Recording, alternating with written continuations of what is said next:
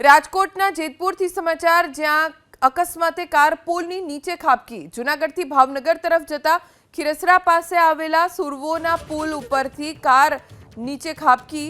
તાત્કાલિક આસપાસથી લોકો દોડી આવ્યા। જે જાણકારી મળી છે તે મુજબ ડ્રાઈવરે સ્ટીયરિંગ ઉપરથી કાબુ ગુમાવતા અકસ્માતની આ ઘટના બની।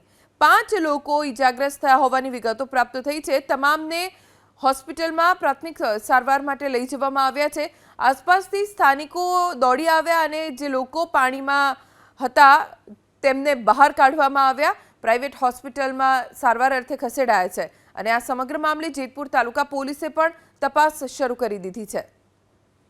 તાત્કાલિક આસપાસથી લોકો દોડી આવ્યા। જે જાણકારી મળી છે તે મુજબ ડ્રાઈવરે સ્ટીયરિંગ ઉપરથી કાબુ ગુમાવતા અકસ્માતની આ ઘટના બની। 5 લોકો ઈજાગ્રસ્ત થયા હોવાની વિગતો પ્રાપ્ત થઈ છે। તમામને હોસ્પિટલમાં પ્રાથમિક સારવાર માટે લઈ જવામાં આવ્યા છે।